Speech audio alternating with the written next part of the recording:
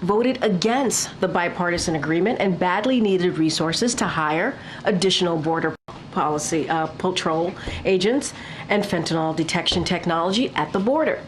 In the absence of legislative action, the Biden-Harris administration has taken decisive actions to secure the border. Recently, the administration has taken action to hold criminal organizations accountable, including sanctions against different gangs and smuggling organizations that are responsible for various criminal activities.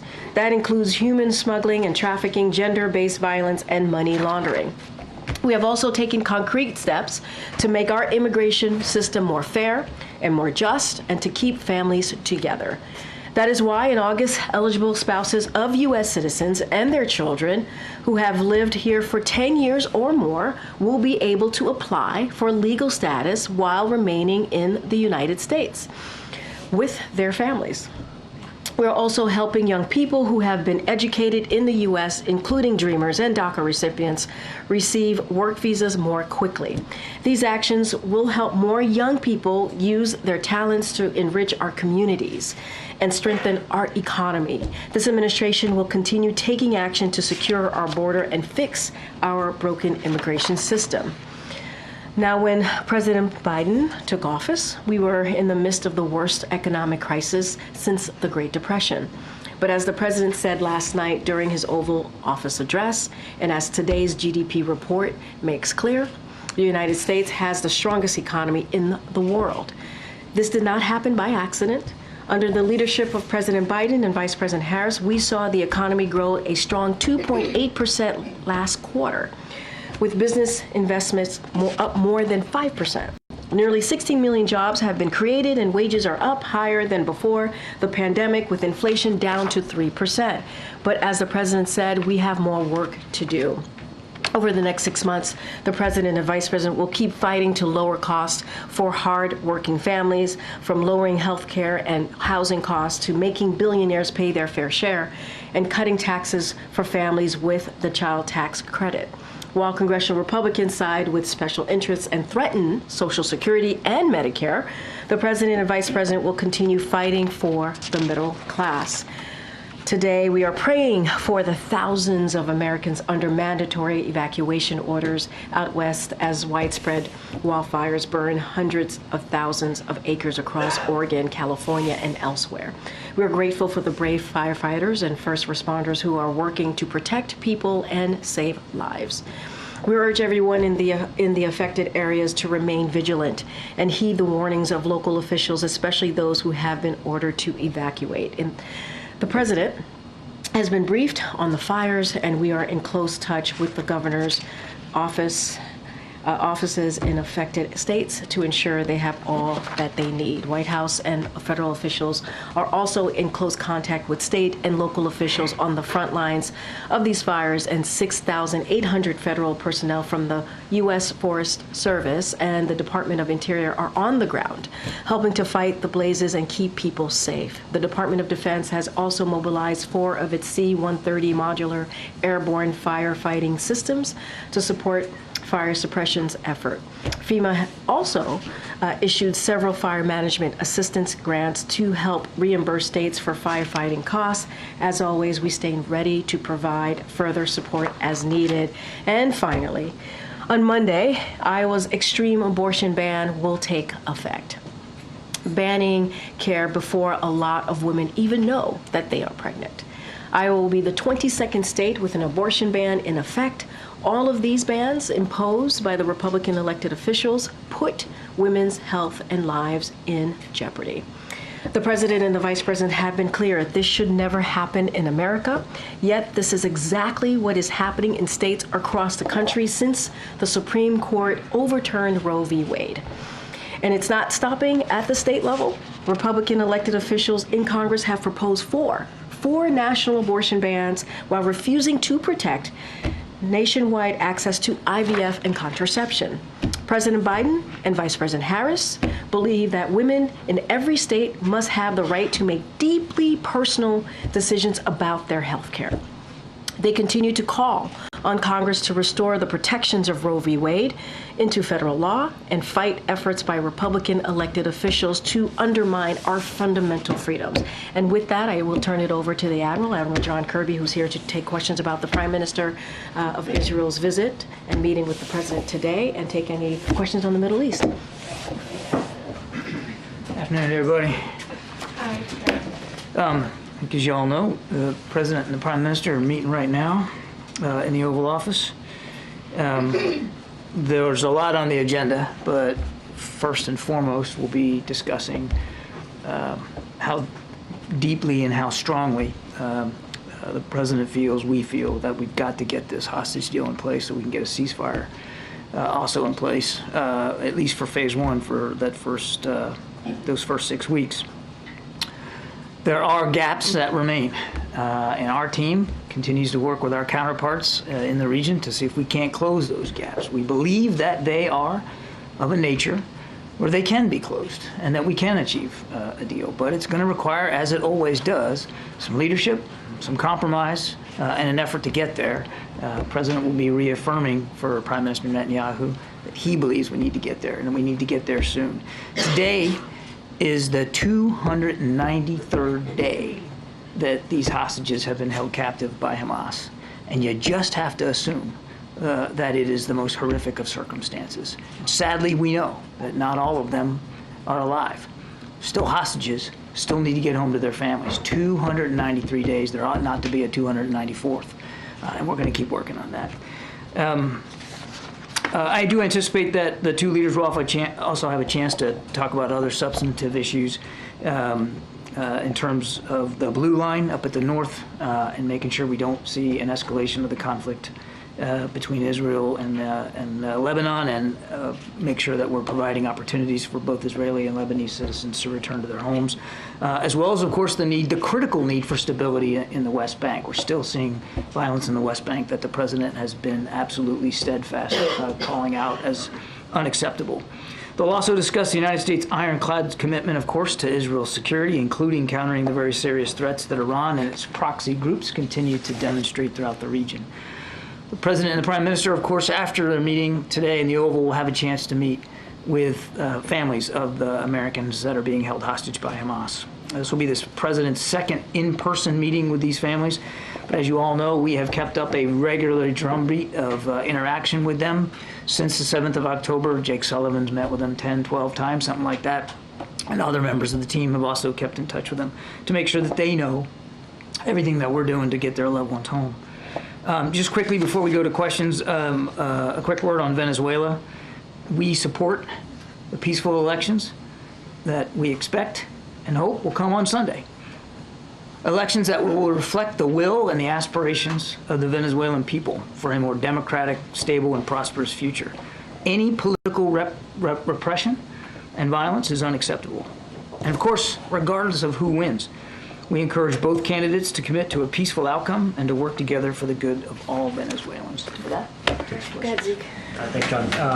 First, in light of the President's meeting with Prime Minister Netanyahu right now, does the President believe that Prime Minister Netanyahu wants to get a hostage deal, that given his political consideration at home in Israel, that he is actually capable and willing to bridge those gaps that you say remain? Yes, yes, and yes. He has said so publicly himself, Zeke. He wants to get the hostages home. The Israelis, the government, Prime Minister Netanyahu, has been working with us to try to get that deal over the finish line. That said, as I mentioned at the top, there's still some gaps that remain, and we're going to be talking to the Prime Minister today about closing those gaps. I just, on a broader note, the President mentioned last night that he plans to spend the next 6 months in his time in office focused on some foreign policy issues. How does the President's announcement change what the White House, what the NSC has planned for the balance of the year through January 20th in terms of the issues about the President, travel by the President when we get to Africa? What were the to-do list of things that maybe had been planned for the second term that he now has less than 6 months to get done? Well, look, now that he's not running for re-election, certainly you can expect that there'll be opportunities on the calendar that may not have been before. And so we're all exploring what those opportunities can look like in terms of advancing his foreign policy agenda and national security opportunities here and around the world. But I don't have anything on the schedule to speak to now. But I mean, stay tuned. I think there'll be some opportunities that the president is going to want to explore. Look, I mean, still got a war in Ukraine, still got a war in Gaza, still got climate change to deal with, still got a very restless Indo-Pacific. I mean, I could go on and on. There's plenty of things for the national security team to try to continue to get done. John, we heard from the Vice President earlier with comments, strong comments related to the vandalism and the protests that we saw yesterday. We haven't heard yet from the President or from the White House at large. Do you condemn what you saw yesterday? How do you characterize the protests, including what we saw at Union Station? Well, we did put out a statement last night from the White House, but absolutely condemn any violence in protest activity. I mean, it's a First Amendment right to peacefully protest. We fully support that. We know that there are strong views about what's going on in Gaza, and some of those views are in opposition to some of the policies that we're pursuing. We get it. That's democracy. But when it turns violent, and when you burn an American flag and pull it down off a U.S. government site, that's just absolutely unacceptable. And obviously we condemn all that. Are these protests pro-Palestinian, pro-Hamas, anti-Israel? How do you characterize what we're seeing? I think it's a little bit of all those things. I mean, I can't speak for the protesters. Obviously, I don't share their views. But obviously they took great exception to the Prime Minister speaking on Capitol Hill. And as I said, many of them have taken exception with our policies with respect to Gaza. Today we heard from one of the family members who's going to be meeting with both the Prime Minister and the President a short time from now, Aviva Siegel. She was a former hostage of Hamas. She says, I want to ask President Biden if Bibi is not able or willing to agree to the ceasefire and hostage deal to bring the Americans home. Is there anything more that President Biden is prepared to do unilaterally to try to bring those hostages home? I wouldn't get into hypothesizing and speculating about options one way or the other. We want to get all the hostages home, clearly the Americans in particular. And that's why this deal is so important, Peter. And we are close. We are closer now, we believe, than we've been before. The gaps are closable, no question about that. And we believe, the president believes, that getting that hostage deal in place, getting that 6-week ceasefire, that's the best way to get all these loved ones back with their families. Thank you, Kareem. Thanks, John. Did the U.S. find any of Netanyahu's remarks yesterday to be false or misleading? I'm not going to parse everything he said or do a fact check here from this podium. He should speak for himself about what his views are. He should, but he had a powerful stage, a joint address before Congress. Do you agree with assertions that Iran financially backs some of the protesters, that if there are Palestinians in Gaza who aren't getting enough food, it's not because Israel is blocking it, as two examples? So on the first example, we've said ourselves, the Director of National Intelligence came out publicly and said that we do know that Iran has been funding and encouraging some of the protest activity here in the United States. Some of it. We do not believe that all the protest activity out there on a daily basis is being fully funded by Iran. There's a lot of organic concern out there in the American people about what's going on in the Middle East, and most of these protests are formed and fashioned in that regard. On the second question, there has been a steady increase of humanitarian assistance getting into Gaza. The problem isn't getting it to Gaza right now. The problem is getting it around Gaza. And one of the reasons why it's so dang difficult to move things around inside Gaza is because there's a war going on and bombs are dropping. And regrettably, in the conduct of some of their recent operations, the Israeli military has, in fact, not on purpose. We have no reason to believe they did this deliberately, but there has been accidental strikes on some of the trucks and the convoys that have been moving around. So it's not one or the other. There's a lot of reasons why it's not moving around, and some of that is, of course, the military activity of the Israelis inside Gaza. And then, now that the vice president is the likely Democratic nominee, has she communicated with the president whether a Harris administration's Israel policy would be the same or different as his? You would have to talk to the vice president's office and the campaign for that. I would just, before we leave that though, just want to remind, she's been a full partner in our policies in the Middle East, particularly with our policies towards Israel and the war in Gaza, a full partner, been involved in nearly every conversation that the president has had with the prime minister, and very much engaged throughout. Okay, before I get to my questions, can I just a quick follow-up on that? Can you explain to the American people who might think it just looks odd that she is having her own private meeting with the prime minister separate from the president that suggests that they aren't speaking with one voice? I reckon if she was here, she'd be in the room right now, but she's not physically here. There's nothing unusual about that. And Vice President has, and I fully expect over the next 6 months will continue to have meetings of her own with foreign leaders. She's met privately with President Zelensky as well and others. It was 20 days ago that the administration first said that they were really optimistic about finding, really closing the deal. Has nothing changed in 20 days? Is that still where we are? I wouldn't say nothing's changed. What are the remaining gaps? What are the sticking points? Yeah, I'm not going to negotiate in public. I wouldn't say nothing's changed. I mean, those last 20 days that you talk about, and we've been working really, really hard to try to get those gaps closed. There's still more work to be done. But we believe, as I said earlier, we're closer now than we've been before, and we think it's absolutely achievable to get this over the finish line. Sort of following up on Weij's point, there was one other thing that the Prime Minister said yesterday that's getting a lot of attention is that the conflict has had one of the lowest ratios of combatant to non-combatant casualties in the history of urban warfare. Obviously, our own State Department has found it reasonable to assess that the Israelis' actions at times have been inconsistent with international law. So who is correct here? And is the United States comfortable with the ratio of deaths between Again, combatants? I'm not going to go line by line through the Prime Minister's speech and debate it here from the White House podium. He should speak for his comments. He should speak for his views. What I can do is speak for ours. And the right number of civilian casualties is 0. And there has been too many civilian casualties in this fighting in Gaza. And as I just indicated in my previous answer, there continue to be civilian casualties in this war in Gaza. There continues to be desperate need for food, water, medicine, because it's a combat zone in many places. And we need to bring the war to an end. And one of the principal things that the president's going to talk to the prime minister about today is how we get there. How do we end this war? And the best way, in his view, is to get this deal in place.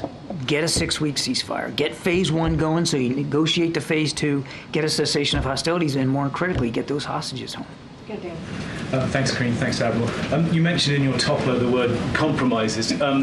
Does the president believe that, specifically, that Prime Minister Netanyahu needs to make compromises to achieve a ceasefire deal? And it's not just Hamas. And also, what are those compromises that Netanyahu would have to make, if so? Both sides have to make compromises, and because we still have gaps that haven't been closed, I think you can surmise from that there are still compromises that need to be made. The Israelis already have made many compromises to get us to this point. Hamas, through their interlocutors, have made compromises to get us to this point, and yet we're still not there. So there's still a need for compromise. And will the president be saying to Prime Minister Netanyahu, you need to make compromises? Well, we're going to do a readout, and we'll tell you how the meeting went after it's over. But as I said in the opening statement, this will be a prime topic of discussion, that it's time now to get these compromises in place. It's time now to get the negotiation in place and get the hostages home. It's time to end the war. Thank you. How does the administration reconcile the comments that the president has made about the fact that Hamas has been decimated, its military objectives achieved, as he said some weeks ago, and the fact that we heard the prime minister again reiterate that he wants total victory? How do you all reconcile those two visions? I don't think they need to be reconciled. I think both things can be true. We do believe that from a military perspective, Hamas has been very, very badly beaten and denigrated. No question about that. Doesn't mean they've been eliminated. They still have leadership in place. They still can direct operations. They still have fighters at their beck and call, and we're seeing that every day. And we also still believe that they need to be defeated, that the threat to Israel needs to be eliminated from Hamas, and that whatever the post-war situation looks like, it can't end with Hamas being in control over Gaza. So I don't think that the two things are necessarily irreconcilable or at odds with one another. Thank you. Two questions. To what extent the war in Gaza has impacted the President's ambitious Project IMAC corridor, and is I-2U2 being discussed today in the bilateral meeting? For the IMET corridor, I think it's too soon to know whether there's going to be a big impact on that. The president's absolutely still committed to it. We've still got the teams pulling together and working on that. It's got great promise for infrastructure and investment opportunities across that whole corridor, not only just for the movement of commerce, but the jobs that it will create just in its establishment. And secondly, President's another key initiative has been Quad. Right? Is President still committed to attending the Quad summit being hosted by India this year? We're still committed to there being a Quad Leaders Summit this year, but there's nothing on the calendar right now for it. Thank you. John, the meeting with the hostage families this afternoon that you referenced, can you just give us a sense of what message the President and Prime Minister want to bring to those families? What are they going to say?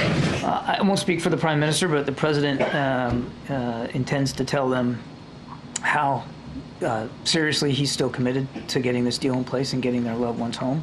He's going to tell them that we're going to maintain the contact with them that we have had, that there's not going to be a gap in communication as we get closer here, hopefully to the end, and that he's not going to rest until all their loved ones are back. The pool was in the Oval Office briefly for the beginning of their meeting, and the two men were friendly and cordial, and President Biden was joking about how old he was when he first had a meeting with a previous prime minister. But we know that there have been tensions between Prime Minister Netanyahu and President Biden. Can you talk a little bit about the state of their relationship right now? It's a healthy relationship. And by healthy, I mean they're not going to agree on everything. They haven't. They haven't, through the long political lives that both of them have enjoyed, always agreed on everything. They come from two different political traditions. But they know one another. I believe, I won't speak for President Biden, that he's very comfortable in the relationship that he has with the Prime Minister and the ability that he has. He would do it anyway, but certainly with Prime Minister Netanyahu, the ability that he has to be candid and honest and lay it all out there, and he'll do that today. Did the president watch the Prime Minister's speech yesterday, or see anything that he? I don't know if he watched it. I don't know that. And you didn't? Do you have a sense of his reaction? I don't. Okay. Yeah. Okay. Thanks. You're welcome. That was easy. On Venezuela, do you think that Maduro has the ability to kind of fully rig the election, or do you think that it's more likely that he would just contest the results? It's difficult to know exactly how this is going to play out, so I can't really answer that specifically. But the reason I mentioned it in my opening statement is to make it clear to Mr. Maduro that we're watching closely. They need to be free and fair elections, free of repression, free of voter intimidation. And again, no matter who wins, our expectation is that the winner is going to continue to look after democratic institutions in Venezuela. So if the opposition does win, are you concerned about violence that might break out? If we weren't concerned about the possibility, I wouldn't have mentioned it in the opening statement. Thank you. Admiral, two questions on Iran. How is POTUS Biden going to deal with Iran? Which aspects of dealing with Iran is he going to prioritize in the next 6 months in office? And which one of them would he be recommending to be POTUS Harris if and when she gets to the White House again? She's already at the White House. She's already a key partner in our foreign policy objectives. And the Commander-in-Chief. I would tell you that you're going to continue to see over the next 6 months the same focus by this administration and this team, which of course includes the Vice President, on holding Iran accountable for all their destabilizing activities, support to the Houthis, to Hezbollah, to Hamas, the merchant attacks that they're allowing the Houthis to continue to perpetrate, and that they're perpetrating themselves in the Gulf region, as well as their support to Russia and Russia's war in Ukraine. I could go on and on. We have sanctioned Iran some 600 different times. Just in the last 3.5 years of this administration, we'll continue to hold them accountable. That will be a steady focus for the president. The Israeli Prime Minister yesterday labeled those part of the protesters as Iran's useful idiots.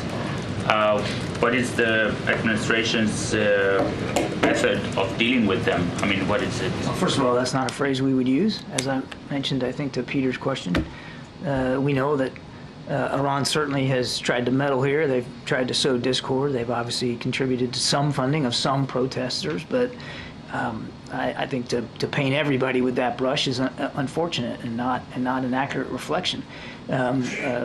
Most of the protest activity here in the United States is peaceful. Most of it is, by the vast majority of it, is organic. It comes from people who have real concerns, and that's what a democracy is all about. And do you agree with with the Prime Minister's assertion that basically Israel is protecting U.S. Why is it sort of an overt criticism from leader of an ally? And what does U.S. need protection from an ally? I'm sorry, can you? Yeah. Well, he said when Israel fights Hamas, Hezbollah, Houthis, we are fighting Iran. When Israel acts to prevent Iran from developing nuclear weapons, we're not only protecting ourselves, we're protecting you. So why does the U.S. need protection from an ally? Isn't U.S. doing enough? It is clear that Israel and the United States share a concern about Iran's activities, and the Prime Minister is not wrong when you're going after groups like Hezbollah or Hamas in this case particularly, or when we together try to defend each other against the Houthi missiles and drones that continue to fly. That is also because of the proxy nature of it, also countering Iran's activities. I mean, together, that's what allies and partners do. Thanks, John. Just to take the long view of this, very early in President Biden's presidency, February the 4th, 2021, he spoke at the State Department about his priorities in foreign policy. And he said that one of those priorities was reclaiming our credibility and moral authority. The Prime Minister of Israel is, in the judgment of the Chief Prosecutor of the International Criminal Court, a war criminal. Isn't hosting an alleged war criminal in the Oval Office undermining of credibility and moral authority? No, because we don't consider him a war criminal. But the International Criminal Court does. We don't agree. And as we've said before, we don't find the ICC's finding to be relevant or appropriate in this case. We don't find him to be a war criminal. He's an ally and a partner and a friend. Well, the Chief Prosecutor says that Israel does have legitimate war aims, of course, but the way Israel chose to achieve these in Gaza, namely intentionally causing death, starvation, great suffering, and serious injury to body or health of the civilian population, are criminal. Is that a question? Because if it is, I've already answered it.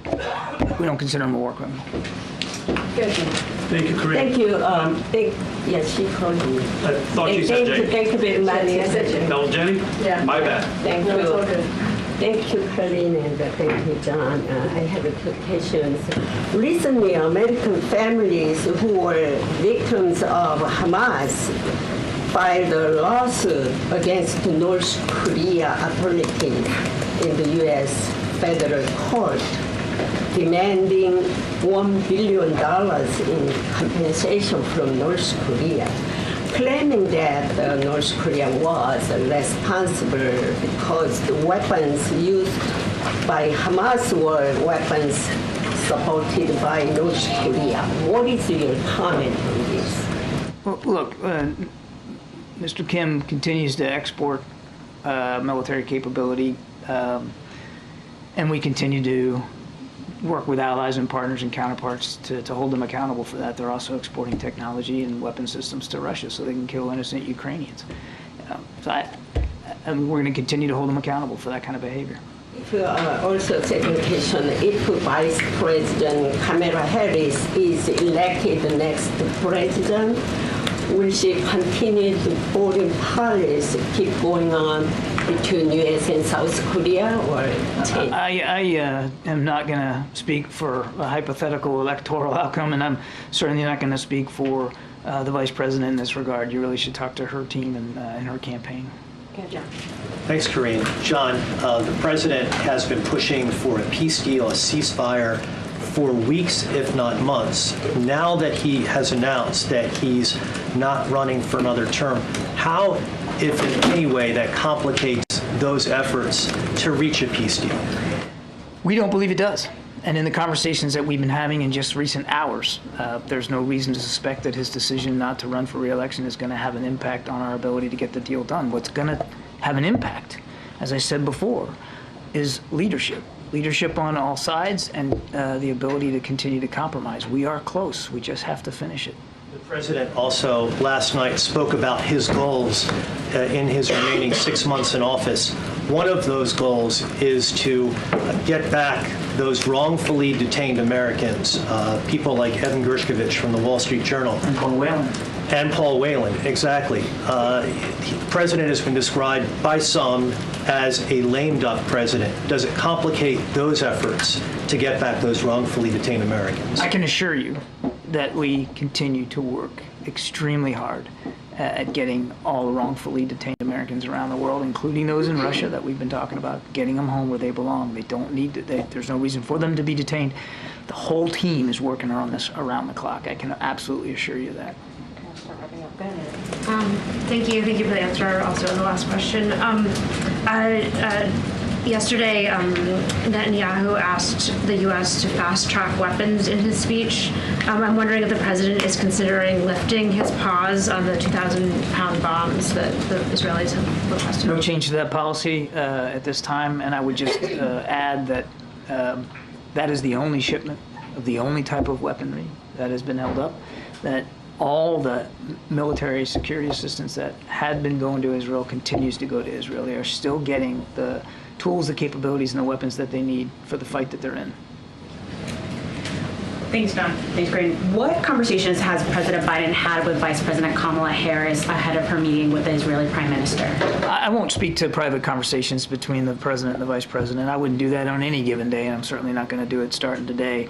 The vice president, I'm sure her team will give her a readout of how the conversation between the president and the prime minister is going right now, and that will, I'm sure, inform her conversation, but I'm not going to get more detailed than that. And just second question, what additional pressure is the president willing to exert upon Netanyahu, just given that the framework, as my colleague mentioned, was just submitted about a few weeks ago and still nothing has come of that? The framework for the deal? I mean, my goodness, there's, I know we're not there yet, and I get that there's more work to be done, but think about what has happened since he laid that out on the 31st of May. We went from that framework proposal to getting the framework itself agreed to now by both sides. There's some haggling that's being done over some of the details. Some of that haggling has had positive result, and we have closed some gaps. There are still gaps that remain to be closed, as I said earlier, some details that need to be worked out. There's an awful lot of energy and effort being put into this, certainly by our team, but I go so far as to say by our counterparts as well. Thank you, Corinne. I've got two questions, but first, can you tell me the backstory behind the nice bling you've got around your neck over there? Well, I had a chance to meet with some of the hostages' families myself back in December. And the father of one gave me this to wear, and I try to wear it as much as I can, just to remember that, again, 293 days they need to be home with their families. And since they're here at the White House, and this is going to be a prime topic of conversation, I thought it was appropriate to wear it today. Does the president have one? I don't know. Okay, I've got two questions. Is it or is it not the U.S. government's position that UNRWA is complicit in terrorism? UNRWA does some things that no other agency can do on the ground in Gaza. You and I both know that. Now, there has been an investigation done to some of their employees, and I understand that there's been some additional claims or charges against additional employees too that have been laid out there, but it's clear to us that UNRWA has taken this seriously. They fully investigated it. They eliminated the employment of those that they believe were involved in terrorist activities. It's absolutely unacceptable, not just to us, but it should be, and we believe it is, unacceptable to UNRWA. But UNRWA is still, and yes, I know we're not providing funding them now because of legislation, but I think it's important for people to know that there are things that can't get done without UNRWA's cooperation and support on the ground. And the government's position is that those are claims and charges, right? Nothing but claims and charges. Some of them have been verified because they did their own investigation, UNRWA did, and terminated some of those employees. So clearly, there was something to it. My second question. Hezbollah has been firing thousands of rockets. At what point does that violate the president's don't warning? We are working, as I said in my opening statement, to try to resolve the differences at and around the blue line. We haven't seen, although there has been firing back and forth across that blue line, we want to see that stop. We haven't seen it escalate into an all-out war here, nor do we want that to happen, which is why we're working so hard diplomatically to try to find a solution. One of the things that the Prime Minister and the President will talk about today is what we need to do, what more do we need to do to stabilize the situation on the blue line so that families, both Lebanese and Israeli, can start to move back to their homes. All right, let's let the Admiral go. Go ahead, Jerry. You have the last question. Thank you, Karine. Good afternoon, Admiral. The progress that you cite as it relates to sort of the phase one hostage and ceasefire deal, does that signal that there has also been progress in the day after post-conflict Gaza and sort of what that government looks like? No, those are two different processes. I mean, when I'm talking about progress made and gaps that can be closed, I'm talking about the ceasefire deal itself, which, as you know, has two phases to it. Phase one gets you 6 weeks of a ceasefire and the return of the most vulnerable, but not all, but the most vulnerable of hostages. That's a separate process than what you call the day after, which is something, frankly, that Secretary Blinken's been working on since almost the day after October 7th in terms of trying to figure out with our partners on the ground, including the Israelis, but Arab partners, what does governance look like when the war is over, and how are the aspirations of the people of Gaza actually met by a governing body and a governing authority that has an interest in meeting their aspirations for peace and security. How would you characterize that process right now? It's ongoing, and still a lot of work is being done. I mean, if you want me to give it a report card, I can't do that, but I can tell you that Secretary Blinken, Jake Sullivan, the whole team is still very much dedicated to that. And John, Pope Francis reiterated this call today for an Olympic truce. Can you comment on that? Could you? All right. Okay. Thanks, Karine. Yes. Thank you, Admiral. I forgot to thank you. Yesterday, you asked a couple of times about the rationale for the president's decision to tune in. One thing the president did not say was explicitly why he stepped aside. He talked about how he believed in the best interest of the country to step aside. But why did he believe he was going to lose to Donald Trump?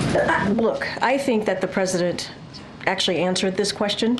I think the American people think he answered the question. He said, I revere this office, but I love my country more.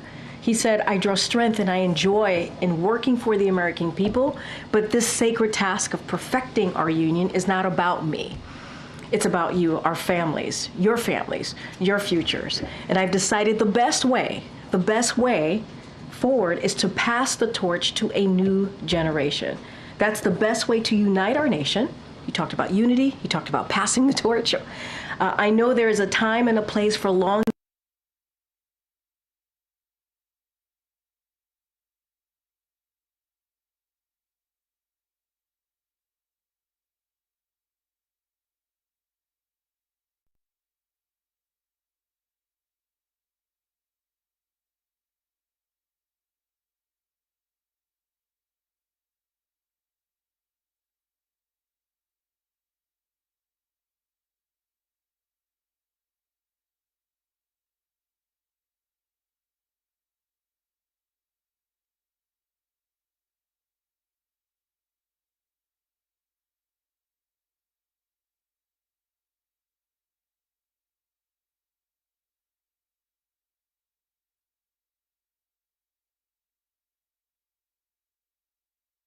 I'll move on. I think it's clear. Okay. I do. I think the American people do. For several weeks, the White House has said multiple times that the president was not going to leave the race. He ultimately did. You've also said several times that the president would not pardon or commute the sentences for his son, Hunter. I just want to make sure that that is not going to change over the next 6 months. The president's saying he would not. It's still a no. It's still a no. It will always be a no. It's still a no. It will be a no. It is a no, and I don't have anything else to add. Will he pardon his son? No. Thank you, Karine. So picking up on Zeke. Yeah, sure. For such a monumental decision, the president did address why he left the race. Well, thank you. But he left a lot of it for us to read between the lines. He did not make clear why he's leaving the race. Even in the excerpts that you bring up, he says that, the best way forward is to pass the torch to a new generation. Is he saying it's because he was too old? In another one, he said that it was for the sake of democracy. That does not answer why he thought he was in the way of democracy. So why did he make this decision? A new generation, and he also said the next sentence was to unite, is also to unite the nation. Look, the president has talked about this twice. One in a letter that he addressed to the American people on Sunday, laying out a very monumental, to your point, it is a monumental decision that he made, and he thought very long and hard. He also said that he's been serving this country as a public servant for more than 50 years. It is not an easy decision to make. He talked about unity. He talked about the next generation. He talked about passing the torch. I was asked in this room a couple of days, I don't know, maybe 2 weeks ago, all of these days are coming together, that when the president ran in 2020, he talked about passing the torch. He talked about the next generation. He talked about being a bridge to the next generation. And I was asked, is that something that the president still wants to do and still cares about? And I said yes. And so this is part of that, right? This is part of what he said in 2020. He talked about unifying the nation. He talked about unifying the party.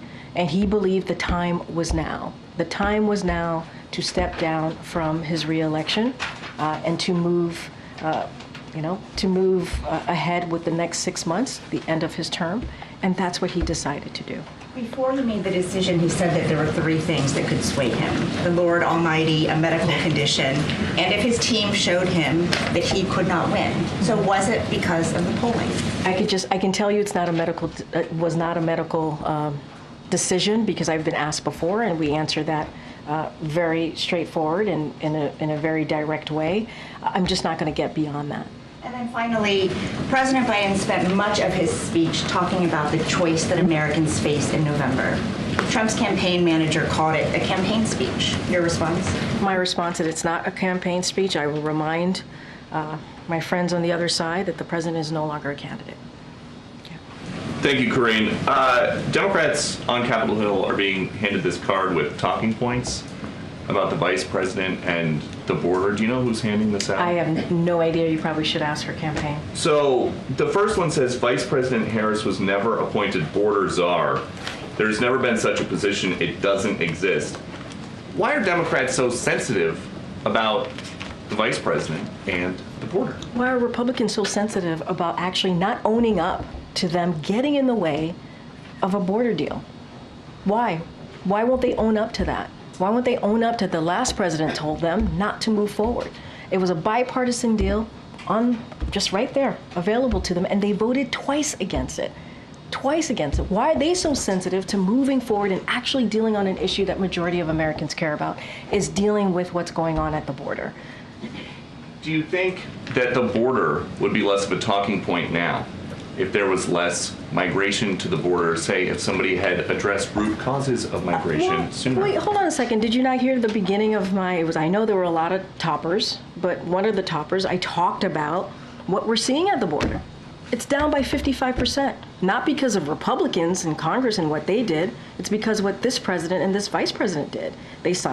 He moved forward and took actions to deal with what's going on at the border. Republicans continue to block getting resources to the Border Patrol agents. They continue to block actually dealing with an immigration system. So yes, we are going to debunk the false characterization of the vice president. She was not a border czar. And it's not just us. Independent fact checkers have said the same thing, that did not exist, and that is not true. And a different topic, Russia and China are teaming up in the skies near Alaska for the first time ever. Are you getting a sense yet, based on everything that's been going on, that some of America's enemies might be looking at what's happening here and think there's nobody in charge? So let me just say this. There is very much someone in charge. The president is the president until the end of his term. So that that statement is certainly false. And we have seen the president bring together our allies and partners. He reinvigorated NATO. He got more than 50 countries behind Ukraine to make sure that they were able to defend themselves against Putin. He stood up to Putin, and he's done a lot more. And now, right now, as we're speaking, I believe it's still happening, the president is having a bilateral conversation meeting with the Prime Minister of Israel. So, who, by the way, the Prime Minister of Israel thanked the president for the work that he's been able to do in helping to make sure that Israel is able to have an ironclad security, right? And so that's that. But let me be clear. I want to actually address the basis of your question outside of saying there's no leadership. Our Department of Defense did not see this activity in Alaska Air Defense Identification Zone as a threat. North American Aerospace Defense Command, NORAD, continues to monitor PRC and Russian activity near North America and to meet presence with presence. U.S. and Canadian aircraft detected, tracked, and intercepted the Russian and PRC aircraft, and more broadly, the U.S. remains concerned about the PRC and Russian collaboration across all instruments of national power that do not promote global stability and security, not just in the Arctic, but the president, if anything, if you look at his foreign policy objectives and what he's been able to do and what the last administration did, the last administration ruined our relationships with our partners and allies. This president had to fix that and make sure that we actually mended our relationship with our partners and allies. And that's what we've been able to do. And a perfect example is what we're seeing with Ukraine being able to defend itself against Russia's aggression. Okay. So yesterday and again today, you insisted that the president didn't make this decision because of a medical condition. It wasn't about his health. Yesterday, you said that he couldn't finish a second term if he won one. So was this decision to step out of the race just a political calculus? He just didn't think he could beat Trump? I don't have anything else to add to what the president said himself last night, to what he penned and released to the American people on Sunday. Don't have anything more to add to that. He wanted to unite the country. He wanted to pass the torch. He felt after 50 plus years of public service, the time was to do just that. I don't have anything else to add. Do you have anything to add on what he teased about proposing reform to the Supreme Court? So that is something certainly that the president would talk to more about in the upcoming weeks. Just for some folks who may have missed that, he said last night, I'm going to call for Supreme Court reform because this is critical to our democracy. Supreme Court reform, and I answered this question, to a question yesterday. He believes if you are serving in high office, you should be held to transparency, accountability, and you should be held to a high ethics. That's what the president believes. I'm certainly not going to get ahead of the president, and he will have more to share with all of you soon. Ken Tyler. I know many of my colleagues have asked these questions, and just given the historic nature of the announcement and the decision, I think it's important to get some more transparency. You just said that the president thought long and hard about the decision to exit the race, but also yesterday you said that he made the decision on Saturday night, and prior to that, you could still think about something long and hard if he started thinking about it on Saturday night and finally made his decision on Sunday. That doesn't seem like I mean, that's your assumption. But that is your assumption. Not everybody will have that same assumption or thought, right? I mean, it is a decision that he felt that he needed to make, and that was the TikTok of it, if you will. We were laying out to you how it happened, and that's how it happened. That's how the president said it happened. And do you expect the president to address any further his decision-making process, as my colleagues have asked? Yeah. We don't feel that we have gotten the clarity about how he made this monumental decision, and so obviously we would love an opportunity to ask him questions himself, but barring that, do you think we should expect any more clarity? Look, the president's going to make his decision on his own on how much more he wants to share. Obviously, he gave an Oval address and addressed the American people, as he said he was going to do in his letter back on Sunday. And he had a letter on Sunday as well. Maybe there'll be more that he wants to share. We have 6 months. Certainly, the president enjoys taking all of your questions, or he'll continue to do just that. I don't have anything to share beyond what you've heard from the president on Sunday and his Oval Address to the American people last night. Just one last one on sort of the next 6 months. We just asked Kirby about this, but is there anything you can tell us about how operations at the White House may change, the president's schedule may change, anything else that reflects, obviously, he has a lot more time now that he's not going to be a full-time? I mean, you're right. He has a lot more time now. He won't be a candidate. That is true. And the president said he wants to continue his, obviously, as he was doing before, continue and solely focused on being president and what that means and for the American people and delivering and building on unprecedented successes that he's been able to get done, right? We still have a lot more to do.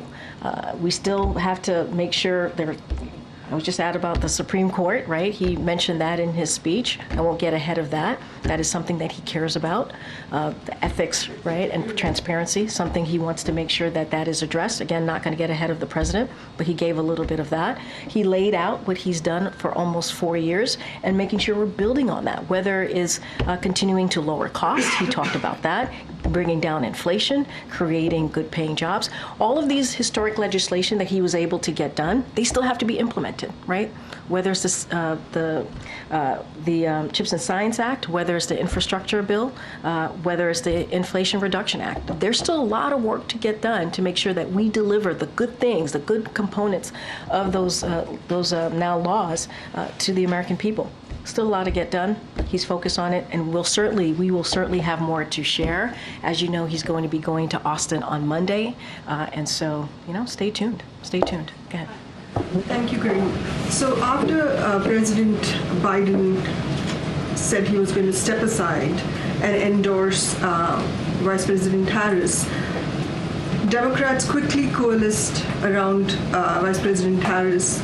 I was wondering if President Biden sought assurances from other leading, Democratic candidates that they would challenge her. That they wouldn't challenge her. I'm not going to get into specifics or behind-the-scenes conversation. I'm just not. And also that's kind of on the campaign, the political side, so I'm going to be careful from here. Look, I think it's important that what we saw the first 48 hours, 24 hours, 48 hours after the president decided not to run, the coalescing of support behind the vice president, which is not surprising. She has been a partner, a critical partner to this president in everything that we have been able to successfully get done, some historic items that we've been able to get done. She's been a critical partner to this president. She has 4 years, almost 4 years of experience as vice president, also as a senator, also as attorney general. She has an impressive resume, and I have said this before, and I'll say it again, I do not see, and the president obviously did not see anyone else who would be more qualified to step in. And so it is not surprising that she got the support that she has and continues to get, and the president certainly is going to continue to support her. Okay, Jim. Thanks, Karine. The president praised Vice President Harris last night in his address as a good partner and a strong leader. Will he have any objections if she starts creating a little bit of distance with him on any policy areas? Look, certainly I can't speak to how she's going to move forward with her campaign on policy issues. That's something that the campaign would have to address directly.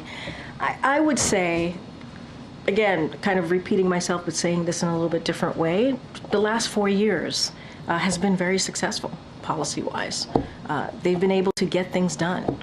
They've been able to turn around the economy. We have not to forget, we should not forget what happened when the president and the vice president stepped into their roles, right? They stepped into the presidency, the administration. We had a once-in-a-century pandemic that the president turned us around, and with the help of the vice president. You think about the American Rescue Plan, you think about Inflation Reduction Act. Many of these legislation, she played a role in getting it across the aisle. She also presides, right, in the Senate, right? She really gave us some really important votes in getting things done. So they've been partners in this. I don't want to get into hypotheticals here about how she's going to move forward with her campaign. But you think about crime, you think about healthcare, you think about the economy, you think about immigration and the successes that we have seen in those particular areas, and that's just a few. Foreign policy. She's been a partner in that. Sure, and she'll no doubt have to run on the record that they have together, but the relationship has changed a little bit. She's not just a supportive vice president now, she's also the candidate and the candidate for the party going forward in the election. So if she decides to show a little bit more of her own views on Gaza, for example, is the president okay with that? Look, a hypothetical that I don't want to go down a rabbit hole in, what I say is that the president respects the vice president. He endorsed her, believing that, as I said, passing the torch to the next generation of new voices, that she was more than qualified to do the job, more than qualified to step in on day one, as he said himself. I'm just repeating him. And I think that says volumes coming from a president who's been a senator, who's been a vice president, right? Who knows how this place works, who knows how Congress works, now who knows what it's like to be president of the United States. I think that is, I think coming from this president says a lot. I don't want to get into hypotheticals here. They are pretty much have been hand in glove, if you will, these past 4 years on getting things done on the different policy issues, and I suspect that will continue. Go ahead, Karen. You mentioned now about what the president said last night about the vice president, but one thing he didn't do was explicitly tell Americans to vote for her. He said, now the choice is up to you, the American people. Why not use that moment when he had millions of people tuned in to say that message flat out? Because he was being mindful. This was an Oval address. This was not a campaign political address.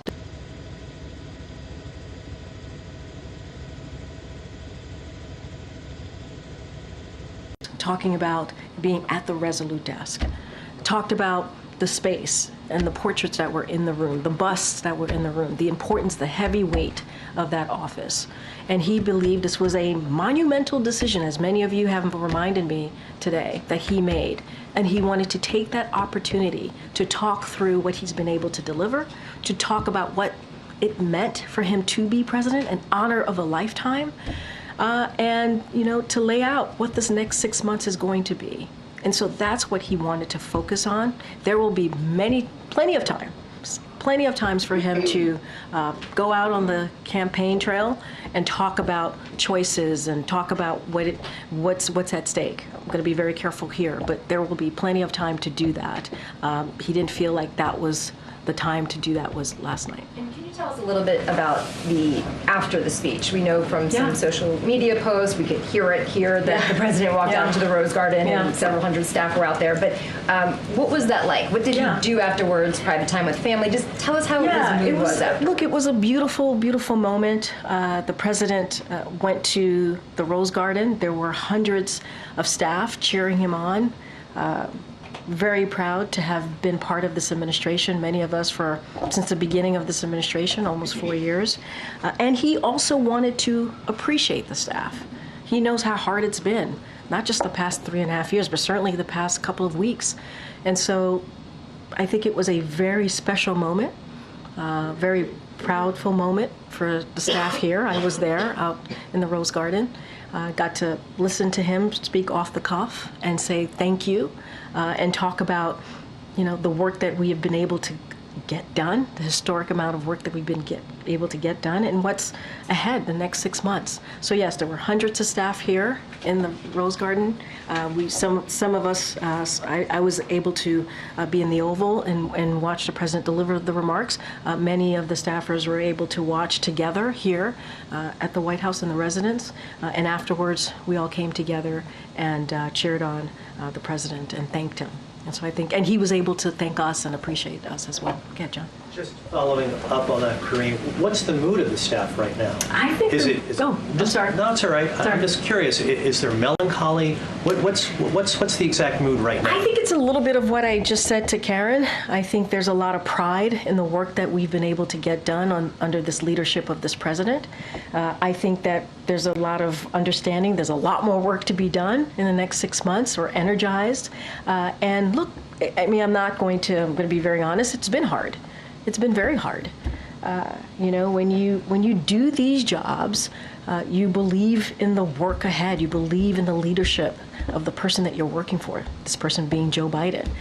And so it has been a tough couple of weeks, but we are so full of pride of what we've been able to get done. And now there's 6 months left. I noticed, and maybe I misread it, but when you had your prepared remarks at the very top, it seemed as if you got a little emotional talking a little bit. No, I missed that. Let's read that. No, I mean, it is. I've said it. It's an emotional moment for everyone, including me. It's an emotional moment. This is, you do these jobs. They don't pay all that well, as you know. You guys have tough jobs as well. And it takes you away from your family. You don't sleep as much. They are, 24/7 jobs for sure. And you do it because you believe in the work. Whichever side of the aisle you're in, right? I would hope and think that people who do these jobs believe that you're going to make people's lives better, right? Or you're very much connected to the issues that you're working on. I think that's important. So yes, it's emotional. It's emotional. Okay. Thank you. What would President say to those who have increased the attack on Vice President based on the color of the skin, the gender, even using terms like lunatics? So look, there's something I do want to say about that. When you have the Speaker of the House, obviously he's a Republican, and this is something that you all have reported, set up a meeting to tell Republican leaders to stop being racist, to stop being misogynist, to stop being sexist. I think that says a lot, that they have to be told to not do that. But more broadly, I think it's desperate. I think it's disgusting, and I think it's a dog whistle. And we should not forget that she is the Vice President of the United States. She's the Vice President of the United States. She should get that respect.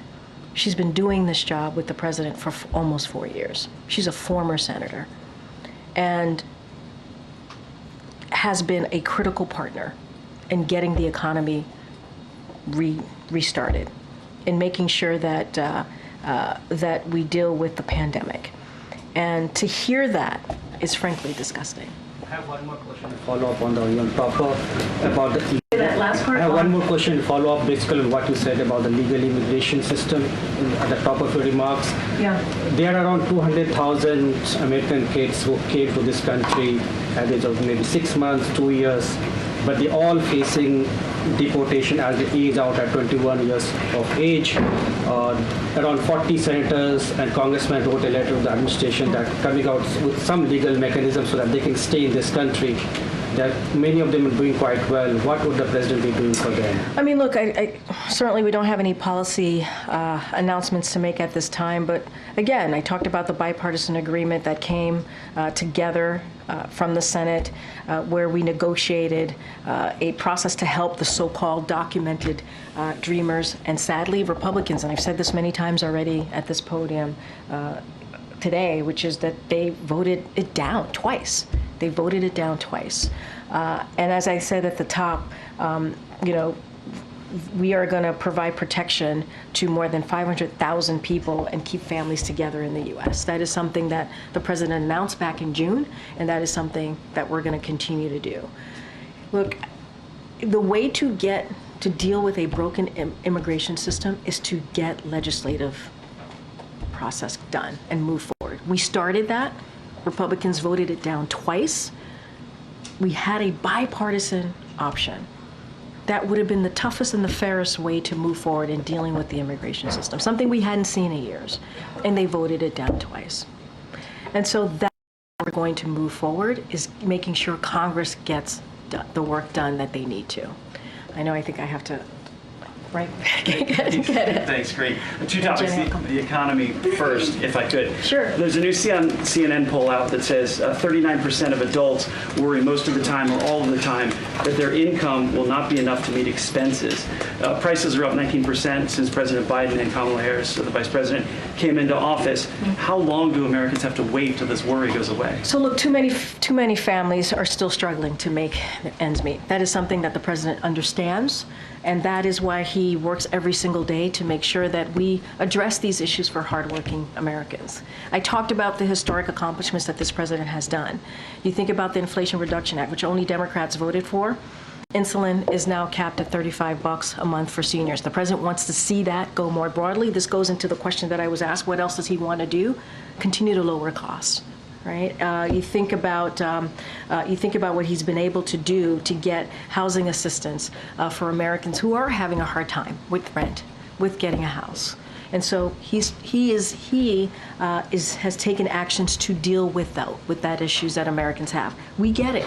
We get it. Over the next 6 months, that's what we want to continue to focus on as well. And we know that Americans, again, are having a difficult time.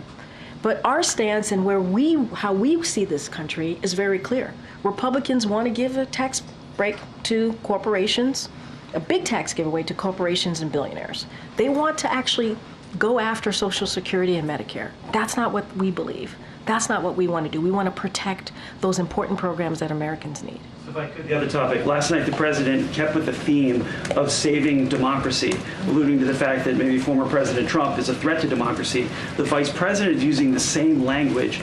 Is this a dangerous rhetoric?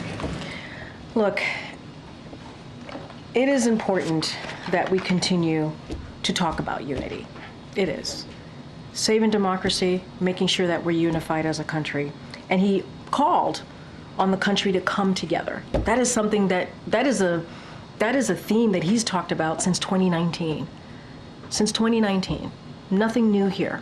And I'll quote, "Keep calling out hate and extremism. Make it clear there is no place in America for political violence." That's something that the president said last night, or any violence ever, period. "I'm going to keep speaking out to protect our kids and gun violence." This is something that the president truly believes in. But bringing the country together is a big part of it. That is actually the theme. Unity is the theme that you heard from his remarks last night. Go ahead, Jenny. But he still talks about a threat to democracy. I mean, there are now 3 public attempts or threats to the former president that we know of. Yeah. Iran being one of them, the shooter the other night. So how many threats are enough to lower the temperature? The president has called on lowering the temperature. But here's